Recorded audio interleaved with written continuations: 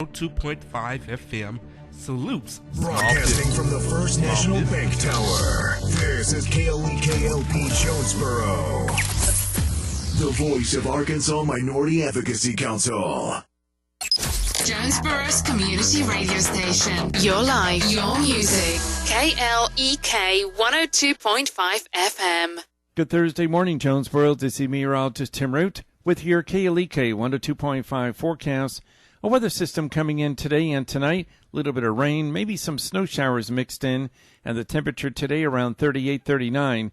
35 overnight, mostly cloudy skies with rain showers.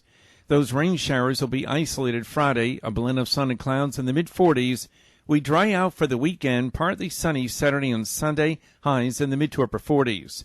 Educate, entertain, and empower. We're KLEK 102.5 FM. From Feature Story News in London, I'm Holly Hudson. The Chinese city at the centre of the coronavirus outbreak that has killed 17 people has gone into lockdown to prevent further spread. Planes, trains and public transport have been suspended in Wuhan. 3 people have died after an air tanker crashed as it fought bushfires in Australia, and US President Donald Trump's impeachment trial has got underway. Democrat prosecutors will put forward their case over the next 2 days to remove Trump from office. It's 9:01. KLEK LP Jonesboro, the voice of Arkansas Minority Advocacy Council. It's now time for Community Conversations, a program focusing on the people working to make the Jonesboro community a better place, while offering viewpoints from all sides of the issues.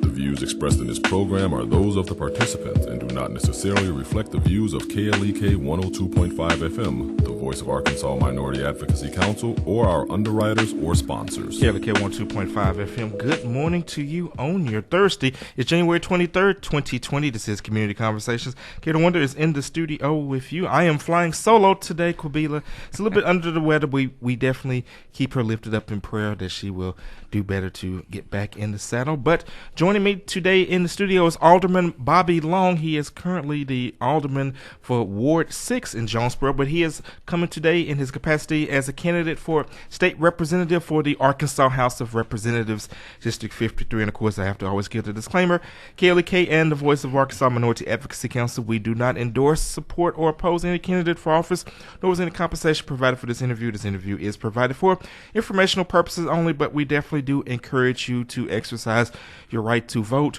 Early voting is February 17th. Election day is March 3rd. And of course, on election day, at least if you're in Craighead County, you can vote at any polling place, no matter where in the county in which you live. And February 2nd is the last day to register to vote, so we definitely encourage you to register. Also, quick programming note, all day this Saturday, the 25th, from 10 a.m. to 4 p.m., KLEK and the Craighead County chapter of the NAACP, we will host a voter registration drive right here in the studio. And of course, it's nonpartisan.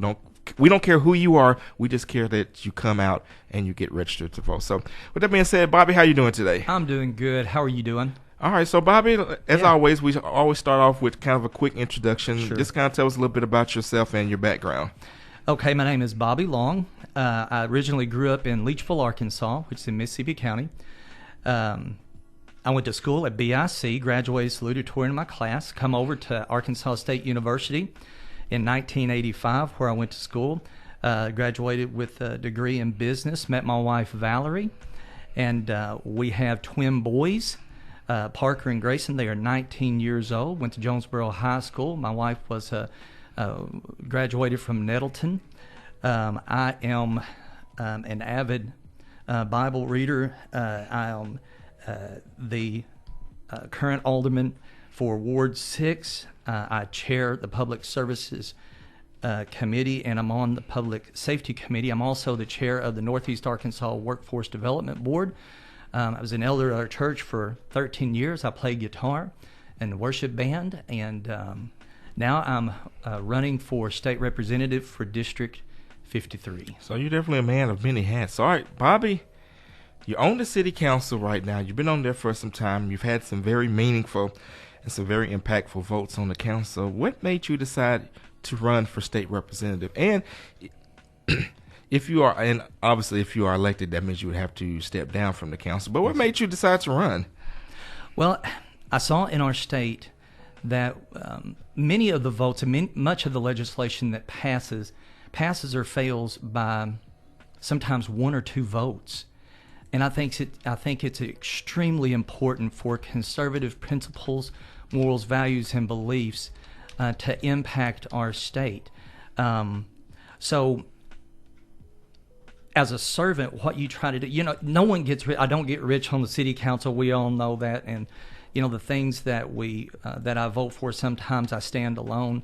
I see that need at the state level as well, because legislation impacts us all, not only in District 53, but the entire state.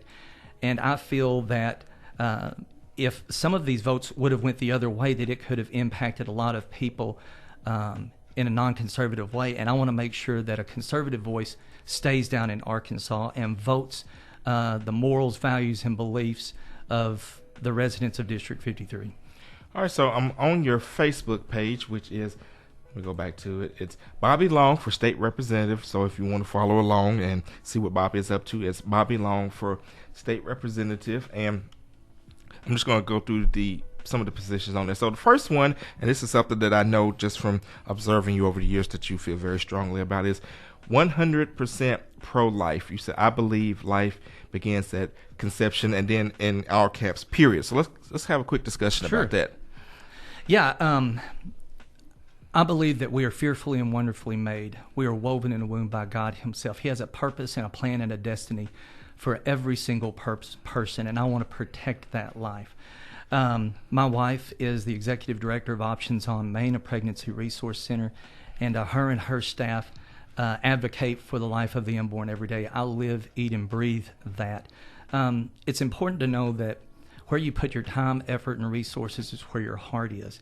And I love the things that God loves, and I don't like the things that God does not like. And God loves life, and I love life, and I'm going to advocate for that in as much of a capacity as I possibly can, because I not only say that I'm pro-life, but it is something that's within the very fabric of who I am.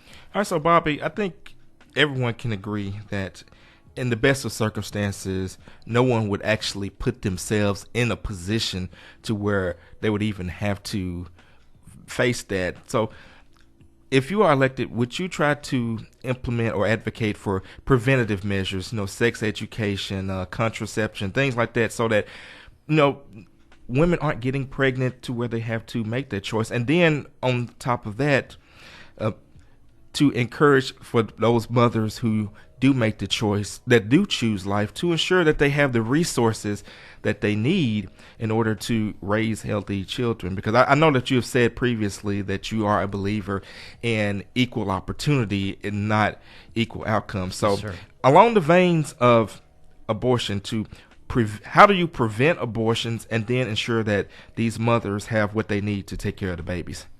Okay, well, first of all, preventing abortions, you can't legislate morality, right? And obviously you can't do that. Yeah, so you can say abstinence, but everybody's not going to follow that. You're not going to. So I think what you have to do is I think it all starts in the family. When the family disintegrates, then you see society disintegrating.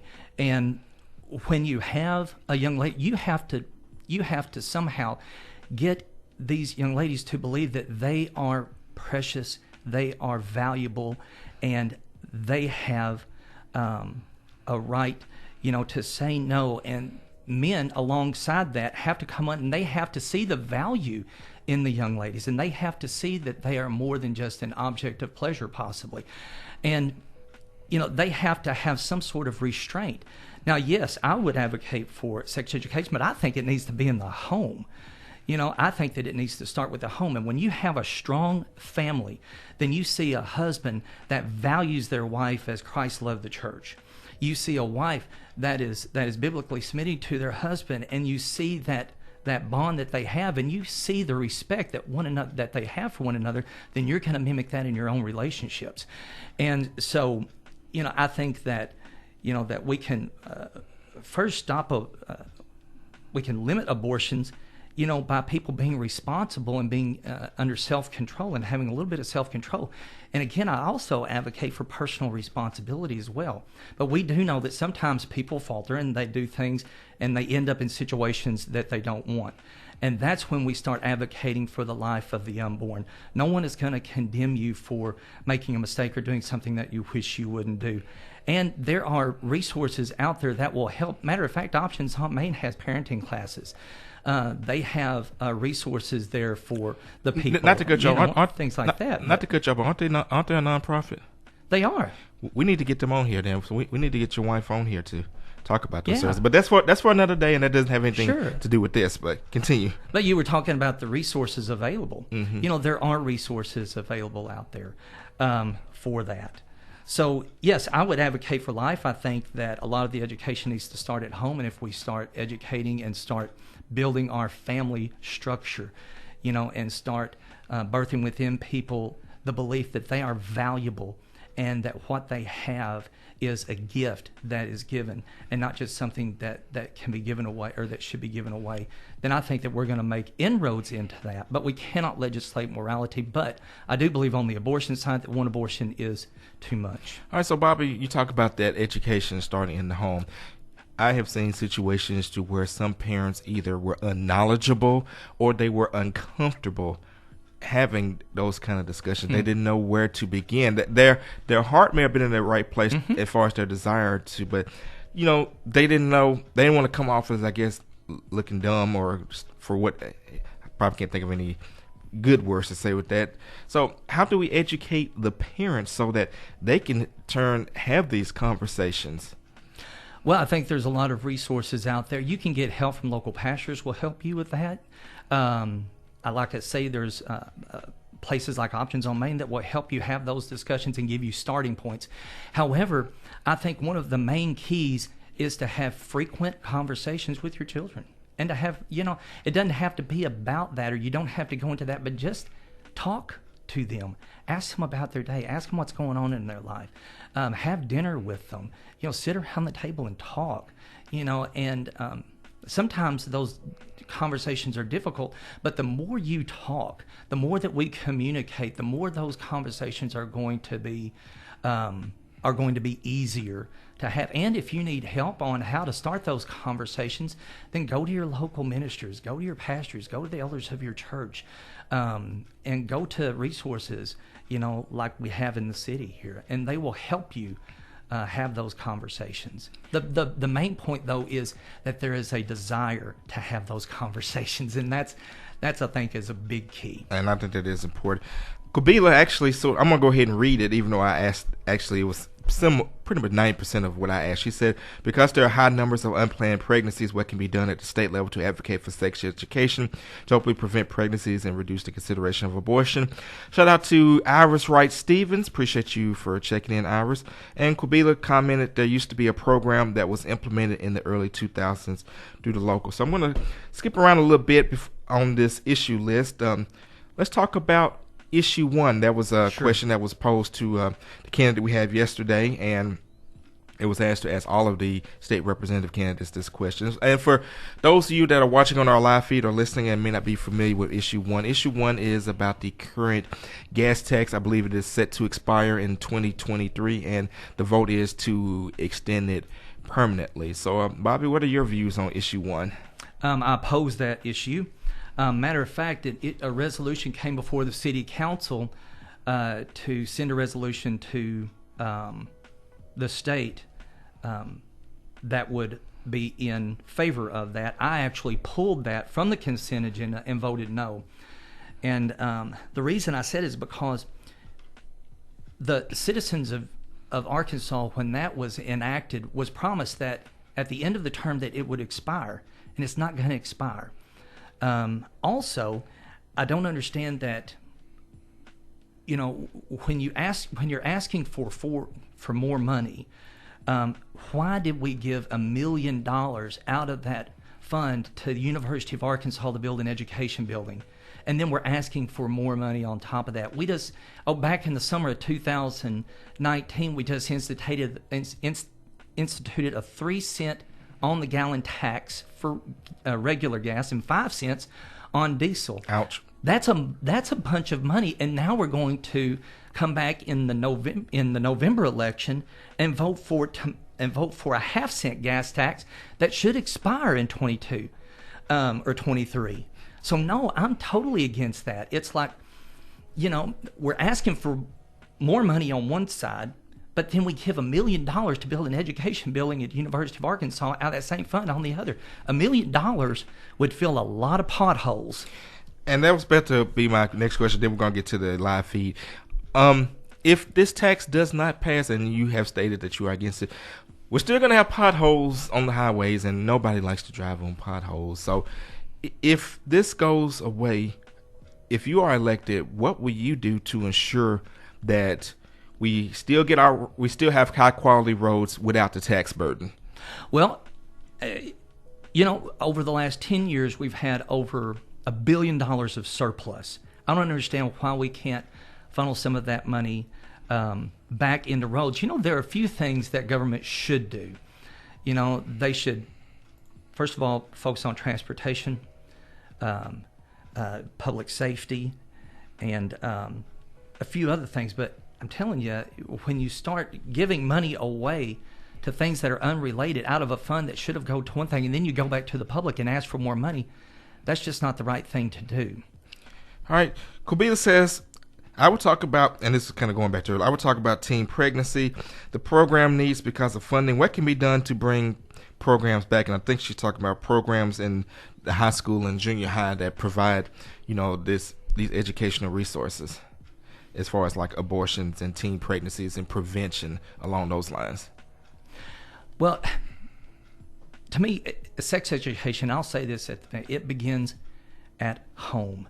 It begins at home. Now, what I would not want to do is get those people into our local schools that have an agenda, such as Planned Parenthood. They come in and they put in their propaganda, and everything, and that's just not the place for that. When you start talking about and you start looking at sex education in schools, and you start looking at some of the materials that's coming in, in some of the schools in other states are just appalling. So what one person calls sex education, I would call almost soft porn, and it's not the place for public school. It's not the place for that in public schools. I think the teachers could advocate for that, like I say, in presenting an atmosphere to where each person is seen as valuable and precious, and that they should demand respect of one another, both men toward women and women toward men.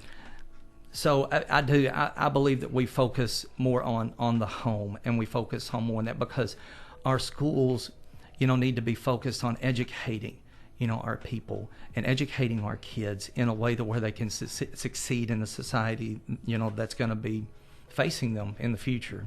All right. Okay, and we are speaking with Bobby Long, candidate for State Representative District 53. Keith Morgan, I am going to ask you a question about right to work, but since we are talking about schools, I kind of want to quickly transition into another issue that is related to the schools that has generated some controversy. There was a proposal to allow a course to be taught on the Bible. This course would have been an elective, which means students would not have had to take it. It would have been on the historical aspect of the Bible. So Bobby, one, how do you feel about this? And two, if this were allowed to where the Bible could be taught in schools as a literary book, as a historical book, not necessarily on the theology of it, what would happen if other religions wanted to also be studied in the schools? How do you balance that? Okay, that was HB 1626, which would allow an academic study of the Bible in the public schools. And I saw a lot of Facebook posts on that. Well, there's other Bibles, there's other sacred books of other religions. However, I would have to say, and they say, well, your definition of the Bible. How do you know which Bible it is? Well, I'd have to say that it's the same Bible that provided the Ten Commandments, which is the basis of our judiciary system and is inscribed above the Supreme Court of the United States. I would also think that it would be the same Bible as the Constitution signer, Secretary of War under the first two presidents of the United States, James McHenry, was referring to when he said, and I quote, "The Holy Scriptures can alone secure to society order and peace, and our courts of justice and constitutions of government purity, stability, and usefulness. In vain, without the Bible, we increase penal law and draw entrenchments around our institutions. Bibles are strongly entrenchments. Where they are abound, men cannot pursue wicked course." Now, to get a clear understanding of the very foundations of our republic, one cannot deny a historical survey of the Bible and how it has impacted virtually every area of our form of government, and has done so more than any other single book in existence. And Bobby, I don't think anybody would disagree with the impact that the Bible has, even if you don't believe it. It's the best-selling book of all time if you don't want to look at anything other than that. But I think the concern with some people have, and to be honest with you, I would not personally be against teaching it as a literary book. I think it'd be fascinating to study. But then again, I like to learn. I like to learn about a little bit of everything. So, I think the more knowledge you get, the better. But especially for religious conservatives, I think there may be a concern that if this were to pass, which it did not, but if it were to come up again and it passes, if Muslims, Buddhists, Hindus say, well, we want to study, our religious texts as well under the same premise as literature, as history, because it is tied to the history of these regions in which this is practiced. Why can't we have that? And we got about 60 seconds to answer that. Well, it would be tied. The way that it's first of all, it's an elective. The local school boards has to approve it. The curriculum is going to be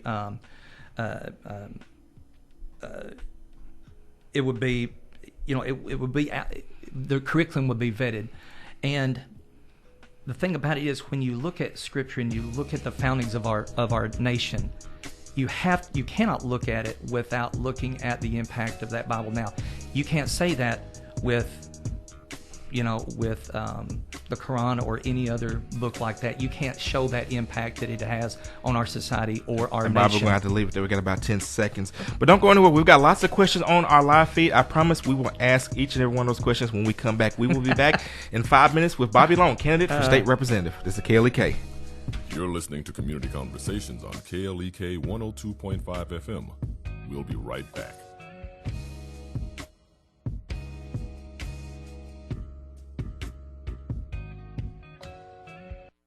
Women, want to get your husband to do what you want? I'm Mark Merrill with today's Family Minute. Remember Connect the Dots? It's the kids' game where you draw a line from dot to dot until a bigger picture is made. Like this game, some guys like me need to be led from dot to dot if you want us to get the big things done. So here are some ways to connect the dots and get your husband to do what you want. First, ask them. Men are not as intuitive as women, so we need to be told the bottom line of what you want done. Second, ask with kind words and a kind tone. How you say it is just as important as what you say. For more ways to get your husband to do what you want, visit my blog at markmerrill.com. Remember, your family first. Made possible by the Kappa Nu Omega chapter of Alpha Kappa Alpha Sorority Incorporated, a non-profit organization committed to service to all mankind. Kappa Nu Omega Alpha Kappa Alpha on Facebook. Brought to you by the Jonesboro Alumni Chapter of Kappa Alpha Psi Fraternity Incorporated, dedicated to the purpose of achievement. Jonesboro Alumni at gmail.com, Jonesboro AR Alumni Chapter of Kappa Alpha Psi Fraternity on Facebook, and Jonesboro_Kappas on Instagram. Hi, I'm Matt Kenseth. You don't have to be a race car driver to know that life can be full of drama. Some of it you can't control, like mechanical issues, high winds, and rain delays. But there's some drama you can skip. Skip the drama that comes with not having your high school diploma or equivalency. Find free adult education classes near you and finish your diploma. Visit finishyourdiploma.org. That's finishyourdiploma.org. You just need to take that first step and find free classes near you, and leave the drama for the racetrack. Brought to you by the Dollar General Literacy Foundation and the Ed Council. What if I could tell you when a wildfire was going to happen? Of course, I can't. But shouldn't you be ready anyway? Go to ready.gov/communicate and make your emergency plan today. Don't wait. Communicate. Brought to you by FEMA and the Ad Council. Winging it is not an emergency plan. Make sure your kids know what to do during an emergency. Who to call, where to meet, what to pack. Visit ready.gov/kids for tips and information. A public service announcement brought to you by FEMA and the Ad Council. KLEK thanks CJ Pepper and the staff of Life Strategies Counseling Incorporated for helping people through hard times in life such as depression, family issues, stress, abuse, and more. They offer counseling and therapy for all ages, individuals, families, and groups. They are located at 1217 Stone Street. Phone number 1-866-972-1268 or online at lscihelp.com. Meineke of Jonesboro is now Starks Auto Service, a full-service auto repair and vehicle maintenance center offering engine and transmission repair, brake service, tires, oil changes, and more, performed by ASE certified mechanics. Starks Auto Service, 2813 South Caraway Road in Jonesboro, 870-204-7112. Starks Auto Service, Jonesboro.com. After the show, it's the after party then. After the show, it's the after party then. DJ Suede, the after party. That's right, every Saturday night, right here on the #1 radio station in Jonesboro, Arkansas, KLEK 102.5 FM. It's the after party with DJ Suede. Mix me up, DJ Suede. Blazing hot. The after party. So Saturday nights, 10 p.m. to 2 a.m. Be prepared to hear the hottest hip hop, R&B, throwbacks, classic jams, and slow jams live in the mix. Yo, the after party. DJ Suede. Check it out. Experience the joy with Bishop Adrian R. Rogers, pastor of Fullness of Joy Church, 2120 Thorn Street, Jonesboro, Arkansas, 72401. Wednesday night, Word and Worship, 7 p.m. Prayer Thursday night at 7 p.m. Sunday School, 9:30 a.m. Sunday morning worship, 11 o'clock a.m. And our Sunday night live service at 7 p.m. Did you know that KLEK 102.5 FM is a non-profit organization? Did you know that you can donate to KLEK 102.5 FM and your donation is tax deductible? Donations to non-profit organizations such as KLEK can reduce the amount of taxes you may owe the IRS or increase the amount of any potential tax refund. Support your KLEK today. You can donate by calling 870-277-1080, visiting our studio at 1411 Franklin Street in Jonesboro, or on our website, www.klekfm.org. We at KLEK 102.5 FM are blessed and grateful for your support.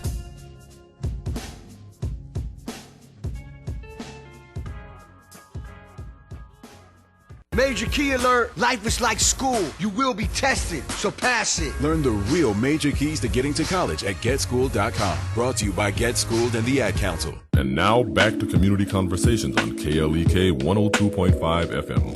Now we're back on Community Conversations with our guest, Bobby Long, candidate for State Representative for the Arkansas House of Representatives, District 53. And, of course, before we went to break, we had several questions on our live feed, and I did promise to ask them all. And first, let me get through the shout to S.L. Robinson and to Jerry Morgan. Appreciate you all for checking on our live feed. Keith Morgan says, would you work to repeal right to work in Arkansas if elected? No, I like right to work. Alrighty. And let's see. Gobil just had a comment. She said, I would like to have a conversation later about the issue kind of going back to the abortion. Sure. I've had years of experience working for PACES and have some insight into what does and what does not work. Yes, it boils down to personal responsibility. Again, discussion for another day. Chris Lacefield says, what is your stance on getting lower health insurance rates for public school employees? And I'm actually going to extend that to just lower health insurance, period. Wow, health insurance. You have hit a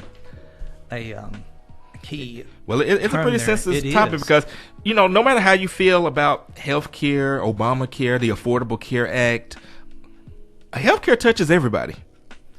It does. It does. And I think, you know, I was not for Obamacare. I wasn't for Medicare expansion. Still not for Medicare expansion in its current form. I think that it was the largest single expansion of Arkansas government in the history of our government.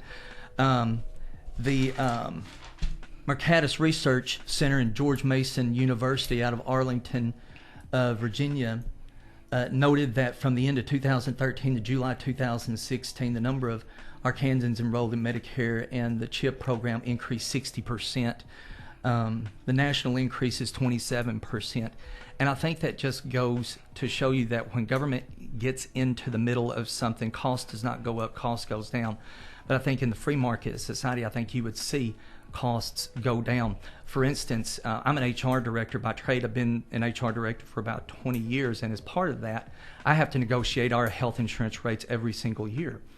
And we put wellness measures into place, that help us control those costs. But a lot of times, when you go out and you can buy from different products, then the price does come down because they're bidding for your business.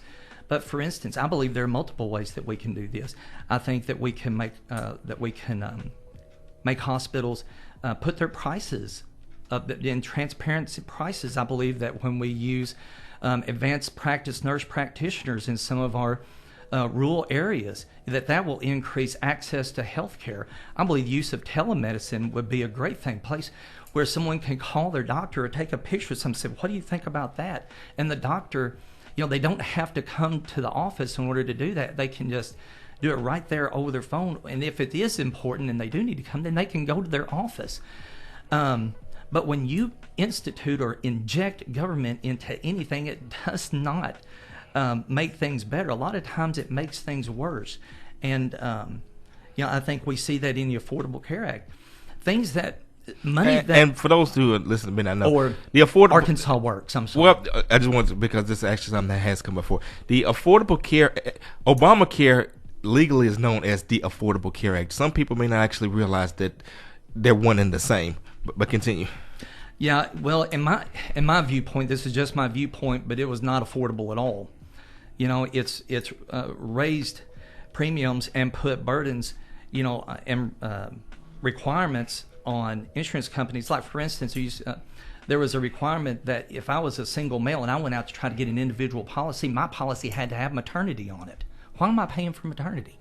But in Arkansas, when you start looking at that, and Arkansas Works coming about, it blew the budget up. It's sure we are getting federal funds, but at some point we're going to have to start paying them back, and the amount that we pay back is going to increase, and it's going to be a huge burden on the budget. And what used to go to care for the medically frail and the most needy in our society, when you start making Arkansas Works an insurance product, now their focus isn't on that population, but it's on insuring able-bodied, working-age people. And the focus has went off of that instead of where it needs to be, which is the medically frail and the most needy in our society. And when you start looking at all that, you've got layers of bureaucracy, tens of millions of dollars on systems that don't work. You've got layers of bureaucracy now, 3 or 4 different administrations on the passes. I don't want to get into the weeds on that. But we got a lot more questions to get to. There are tons of things that you can do, but when you start sending money and shifting money into administrative offices or administrative functions and bureaucracy and taking it away from providing care to the most needy and vulnerable, we're messing up. All right. And Bobby, if we get time, we may come back to that, but I want to make sure that we get some of these other issues in that are coming up on our live feed. Bobby Neal says, what is your stance on concealed carry of firearms by individuals with an enhanced carry license in government buildings that are not specifically exempt, such as detention centers, etc.? The reason I ask is there are government entities that still claim that they can post carrying a handgun is prohibited sign and still prohibit concealed carry in government buildings by those with an enhanced license. In my opinion, this goes against the legislative intent of the enhanced licensing, and as an enhanced concealed handgun carry license instructor, I have asked the state police for a clarification, and even they can't provide one. I believe the legislative intent is very clear, being that it is legal to conceal carry with an enhanced concealed handgun carry license in the state capitol. To me, I'm really not. I don't like the enhanced carry, because what you're ending up doing is only those that can afford the enhanced carry, can carry in these places. I'm against red flag laws. I'm so glad that Arkansas is a constitutional carry state. You don't have to have a license to carry a gun, either concealed or open carry, and I think that's the way it needs to be. I think what you saw in Virginia just over the past week or so, I think, is a testimony that when you get people in an area, they're carrying, it was a peaceful thing, and so I know that one of the most safest places in America is the Texas legislature, because the majority of them are carrying, so I think that if you are able to carry a gun, you should be able to arm yourself wherever you happen to be. All right, and with that, we're going to transition into Stand Your Ground. And before you answer on Stand Your Ground, one thing that I wanted to bring up is I don't think any person with any bit of common sense is against defending yourself, especially defending yourself in your home. Now, be honest with you, if you come for me, it's shoot first, ask questions later, because your boy Cato does not like fighting. I think the concern with Stand Your Ground is that and this is why Senator Cooper ultimately voted for it. I know that's not your voted against it. I know it's ultimately not your race. Was that concern about that it could be misused and be used as an excuse for murder? And I'm going to bring up the Trayvon Martin case. As you know, when George Zimmerman first saw Trayvon, he called 911 and said, "Hey, this guy around here, he looks suspicious." And they told him, "Well, just sit tight and we'll send someone out there to check it out." But instead, he confronted Martin, and they had a scuffle, and that's when Martin shot Trayvon. So for those who have concerns about Stand Your Ground, that's where the concern lies. It's not defending yourself. It's not, if you get attacked, yes, you should defend yourself. But I think what people don't want to see is people picking fights with people, and then if they become on the losing end of it, I was just standing my ground. So first, give your thoughts on Stand Your Ground. How do we ensure that we keep the right to defend and protect ourselves, and also prevent overzealous people from abusing it? Well, Stand Your Ground. I'm for Stand Your Ground, and I was against the duty to retreat. And I think for the same reasons that you said. I shouldn't have to go look for a tree to hide behind when someone is. I have just as much right to be where I am as that person. And I think Stand Your Ground is, I think it supports our Constitution. I think it supports the right to bear arms.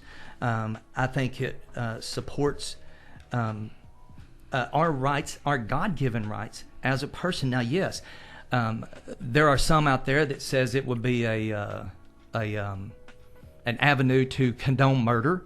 However, there are other lawyers and other law professionals that have read it and said doesn't do that. So I think it depends on who you're talking to and what point of view that you want to push forward. Because I've read the bill myself. It is not a long bill. You can go look at it and you can read it yourself. And I don't see anywhere where it would in any way, shape, form, or fashion constitute, or give an opportunity for someone who wants to commit murder to do that. I don't think it does. Same way with red flag laws. There are, if you look at Arkansas Code 5-73-103, it outlines the restrictions of that, that include, those that have been mentally ill or those that have committed certain types of felonies. But when you look at red flag laws, it violates not only the Second Amendment, but it violates the Fourth Amendment, which is right to be secure in your person, house, and unreasonable search and seizure. It violates the Fifth Amendment, which says that no person should be deprived of life, liberty, property without due process, And it also violates the Sixth Amendment, which allows for the accused to be confronted with the accuser. And the way that I posted a Facebook post on this about red flag laws, and I put it to you like this. Red flag laws is like this. Those people that would report your Facebook post as offensive will probably be the same person that calls the hotline to get your gun confiscated. Bobby, I know we could go on about that, but I want to make sure we get as many of this covered as possible. So this is something I've asked other candidates, and I want to ask this, and this is kind of along this vein about the Second Amendment. Of course, we know the Second Amendment says that the right to keep and bear arms should not be infringed. Do you believe that is an absolute right? I believe that is a right given by God. And when I mean by an absolute right, that means under no circumstance. When it says shall not be infringed, and the examples that I gave to the other candidates and I would give to you, that would include minors, felons, mentally incapacitated people. Basically, if it says shall not be infringed, does that mean that under no circumstances can no person, no matter what the situation is, have their gun taken away? Have their gun taken away? Well, no, first of all, me as a parent, I would not give my 2-year-old a revolver and say, I would hope you wouldn't. Go to it, son. I would hope you wouldn't. Nor would I give it to someone who's been mentally institutionalized, that was a danger to themselves and to others. That's not responsible. Now, sure, you could go out and you could give all of these different scenarios, but we as a society, we've identified those people that we do not want, to have weapons, and I don't think that anybody would want to put guns into the hands of someone who tried to just 2 days ago commit suicide or to harm other people.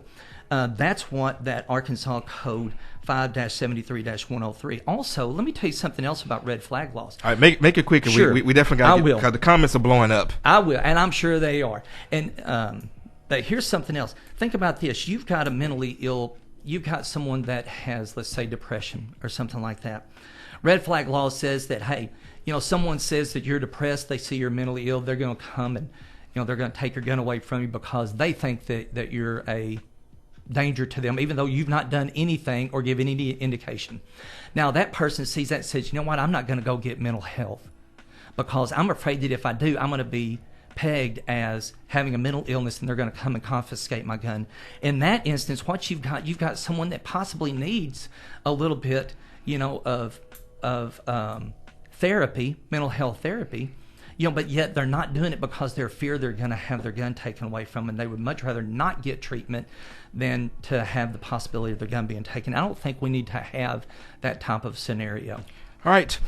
Shout out to Scott Wilhite. Definitely appreciate you for checking on our live feed. Derek Coleman says Texas is not the safest place. Kabila says concerning the red flag law, what would you suggest is the alternative? Derek says there have been more shootings in Texas. Kabila says there was another case in Florida. An altercation occurred at a gas station. The offended party who initiated the conflict shot and killed in front of his family. It took months before any charges to be brought against the initiating party. Derek Coleman says especially over race. S.L. Robinson said he didn't answer that question directly, and that's disappointing. Acknowledge the issues at hand, Steve. Please stop burying your head in the sand. So let's go back to Kabila's question concerning the red flag law. What would you suggest is the alternative? Not have one. Okay, so if we don't have one, again, how do we ensure that people with depression, that they get the help that they need and not harm themselves or other people?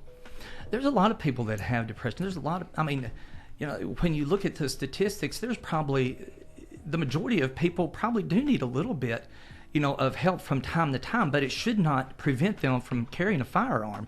I believe that if you go and look at that actual statute that I've referenced, it outlines those people. And I think, that somebody that's been institutionalized or that has been a danger to themselves or to others, I don't think they need a gun. I don't think anybody in society would say that they need a weapon. But here's the thing. When you start looking at mental illness as the precursor and grounds of any mental illness, that they should not have a gun. Do you know that I read a study not long ago that says, from a psychiatrist, that actually said people that believe in the Christian faith have some sort of mental illness. Now, if mental illness is the precursor of removing your guns, then I think we are going down the wrong road. I think there is that there's a responsibility that society has to take and say, yes, we will live under these rules. And one of them is if you've been institutionalized for mental illness and you've been a danger to yourself and society, yeah, it would be irresponsible, to allow that person to have a weapon. All right, we're speaking with Bobby Long, candidate for State Representative District 53. Definitely appreciate all of the comments and the questions that have been coming in. Of course, you can give us a call at 870-277-1080 or leave your questions or your comments on our Facebook Live feed. S.L. Robinson says it seems like candidates are speaking for political affiliations instead of putting the people first. Vote for candidates that represent you. Hashtag remember in November. Bob, you want to respond to that right quick before we go into the next item on the issues? Speaking toward a political platform, is that the question? I will reread it. It says, it seems like candidates are speaking for political affiliations instead of putting the people first. Vote for candidates that represent you. Well, okay, I do represent District 53. I'm from District 53. I grew up in and around the Eastern District. And what does that cover, by the way? We didn't ask at the beginning. So, if you were to go down down Red Wolf Boulevard and go east, so you're looking at Nettleton area, Sage Meadows, Terra Hills, and then once you go east, Black Oak, Lake City, Monette, Caraway, and all of that in between. So yes, and I think that I do represent the morals, values, and beliefs of District 53 because I'm from there. I grew up there. I know the people there. So I do believe that if you were to poll a lot of those people, I think they would have a lot of the same beliefs that I do. All right. And and here's something else too. I do want to speak to that. Okay. And we can disagree and we can have our opinions on certain matters. That's why I'm telling you exactly what I believe and exactly where I stand on other issues. I'm not gray about anything. Like you said earlier before we got on here, you know what you're going to get when you vote for me. And I did say that, and that is true. And of course, this is not an endorsement or about it. Just if you have seen this man in action, he is a man of his conviction. He has taken some unpopular votes, such as voting against Team Jonesboro, voting against MLK Boulevard.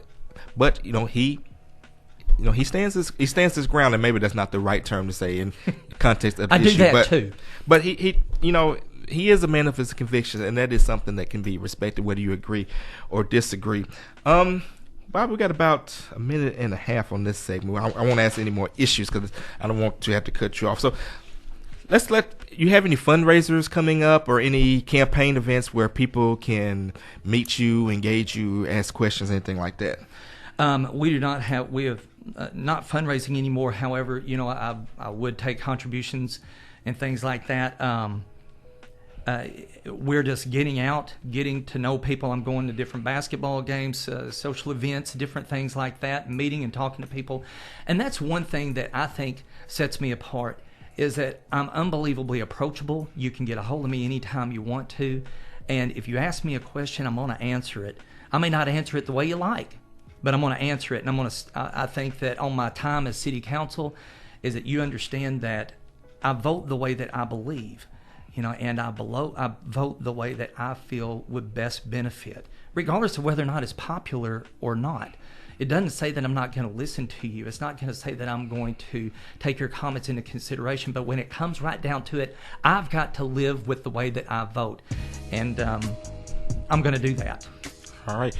Good discussion, Bobby. Definitely appreciate you for coming in. But we are not done. We're going to get ready to take our second break. And when we come back, we will have more with Alderman Bobby Long. So don't go anywhere. This is a community conversation on KLEK 102.5 FM.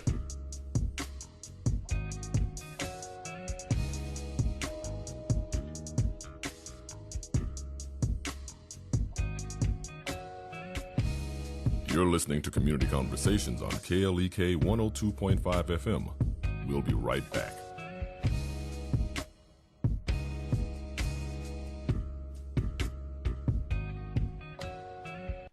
We're back with Money Matters. I'm Alfred Edmond Jr. So you want a nicer home, If you're going to trade up to a new home in the current housing market, follow this advice. First, focus on selling your current home first. The last thing you want to do, especially in this economy, is to be stuck with 2 mortgages at once. If you're fortunate enough to be able to get equity out of your current home, you'll want to apply that to the down payment on your new home. Avoid using it to splurge on other purchases, such as furniture for your new home, prematurely. And remember one of the biggest lessons of the not-so-long-ago mortgage crisis. Do not buy too much house. Forget the McMansion. Get only as much home as you need to accommodate your needs.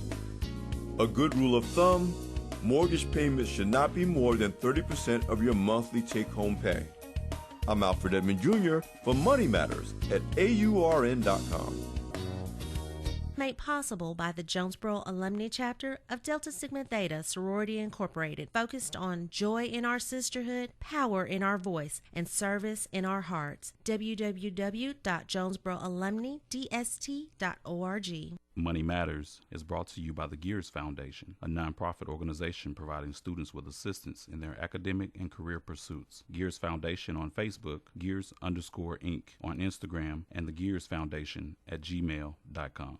Money Matters is brought to you by Bancorp South, offering checking, savings, loans, credit cards, and wealth management. www.bancorpsouth.com or 870-972-9800. KLEK thanks Charles and Candace Mabry and the staff of Mabry Smokehouse for their support of KLEK and dedication to the Jonesboro community. Mabry's offers Texas-style barbecue, beef brisket, pulled pork, ribs, rib tips, chicken wings, smoked sausage, barbecue fries and nachos, sides, and desserts. Located 1504 Red Wolf Boulevard, Jonesboro. Open 11 to 8, Tuesday through Thursday, Friday and Saturday. More info, Mabry Smokehouse on Facebook. KLEK 102.5 FM salutes small businesses. Small businesses promote local character and success, keeping money in the local economy, local jobs, entrepreneurship, community well-being, and so much more. Contact us today to learn more on how your small business could be featured on KLEK for as little as $25 per month. And now back to Community Conversations on KLEK 102.5 FM. And we're back on Community Conversations with our guest, Bobby Long, Alderman Bobby Long. Sorry, I haven't been saying that. But he is running for state representative for the Arkansas House of Representatives, District 53. And, of course, if you have a question or a comment for Bobby, you can give us a call at 870-277-1080 or leave your questions or comments on our live feed. So this is our last segment. So, Bobby, is there anything that you want to talk about, any issues that we haven't discussed that we haven't talked about? Yeah, I would like to take a little bit of time, even though this is a Republican primary. If you do not live in District 53, of course, you will not see my name on the ballot. I think there was an interesting thing that happened over the last couple of days. There's 3 candidates running for this position, myself, Mr. Peck, and Mr. Milligan. And all 3 of these candidates were sent a questionnaire from the Tea Party concerning actual legislative issues that have come before the legislation or before the city council that had district-wide impact. And as far as I know, from what I checked with Tea Party just minutes ago, that I've been the only candidate to respond to this. It took me probably 10, 15 minutes to respond, but it gives a good indication of how I would vote if I were in the legislature. First of all, we've already went over issue 1, but here's something that's real important. There's been a lot of talk about common sense, but I think it's very, very important for people to understand that common sense is only common between those that are like-minded. What's common sense to one may not be common sense to another. For instance, one of the questions, the first one was, do you support or oppose Governor Asa Hutchinson's decision to allow refugees into Arkansas? Some may have common sense. Some may think it's common sense to say yes. Well, I would oppose that. Do you support or oppose issue 1? Some people would say it was common sense too. I would not say that. Would you have voted for or against the Stand Your Ground? Of course, I would have voted for that. Some would say common sense would say not to.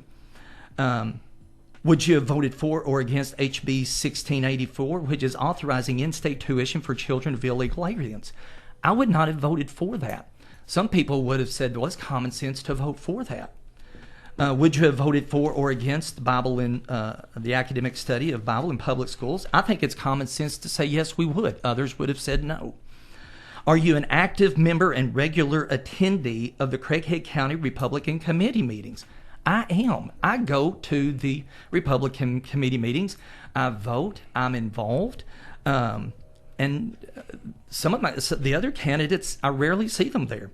Do you vote for or against the Craighead County Republican Committee's 2019 resolution to affirm a commitment to the principles of the Republican Party?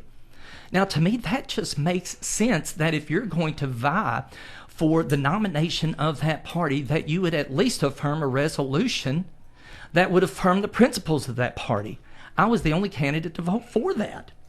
So yes, would you have voted for or against SB 336, wholesale gas tax on gasoline that's now Act 336? I would have voted against that. But I don't know where the other candidates are because they didn't turn in the survey. Why are they not speaking out? Like I said, you know what you're going to get with me. You know where I stand on issues, and I'm not afraid to take a stand. What should be concerning is when candidates will not take a stand and they try to be so vague and gray and speak at the issues at a 30,000 feet level, but they're not wanting to get specific. Here's something else. As a city council member, I voted against the resolution to support the internet sales tax. I voted against the resolution to support the wholesale gas tax. And I was against Team Jonesboro's 1% tax because I didn't think it was right. I wasn't pandering to a group. I thought that it was the wrong approach. And when you start tying things together in order to get one thing passed, when you know when you separate them, one issue may not pass, and that's the issue that you really want. Then I don't think that's right. I don't think that's fair to the voters. For instance, my opponent, when he ran last time, he sent out a mailer that advocated for a tax reduction on veterans' retirement income. On the front end, you would say, yeah, that's a good thing.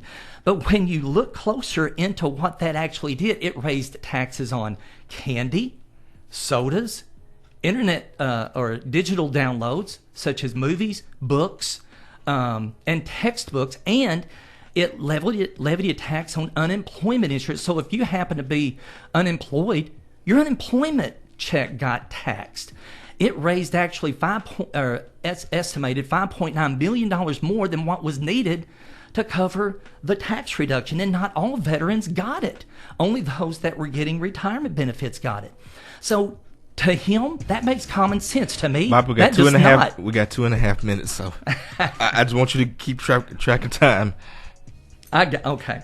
So, for instance, don't be fooled by the common sense approach, because common sense is only common when you're among like-minded people. And I really believe that my values, my beliefs, and what I stand for is the common values and beliefs and the way that the people of District 53 would want me to vote. And they are a good representation of that because I'm from there. And I'm the only candidate who has more than words to support their beliefs. I have a record to prove it. And so I'm not going to beat around the bush. All right, well, I got a quick question. I do want to answer. Shanquetta Cunningham says, hello, Mr. Long. Hi. Is it more of a priority to ensure people are so aligned with the party or be representative of what can better this district? I believe all candidates have common ground to add value to this community. I encourage all candidates to please lead with policies and issues. These last couple of years have been tough on constituents. Thank you, sir. And the question is it more of a priority to ensure people are so aligned with the party or be representative of what can better the district? Well, first of all, I didn't and I think you didn't align with the Republican Party just, and say, well, okay, I can agree with that. Or, yeah, I can agree with that principle. No, these were already principles that I believed in, and I aligned with the party that fit those principles the most. So, in my viewpoint, one of the principles is a belief in God. I believe that. One principle is smaller government for economic growth. I firmly believe that. So when you look at those, I'm not aligning with a party. These are beliefs that I hold myself, and the Republican Party, in essence, I have aligned with them because those beliefs and values and what they stand for are those that are more aligned than the Democratic Party. All right, and Bobby, we're going to have to leave it there. Thank you so much. Bobby Long for State Representative is the page on Facebook. Make sure I got that right. Yep, Bobby Long for State Representative. And, of course, KLK, we do not endorse, support, nor oppose any candidate for office, nor was any compensation provided for this interview. It was provided for informational purposes only. Get out and vote. Election day is March 3rd. Early voting is February 17th. Have a blessed day. This is KLEK.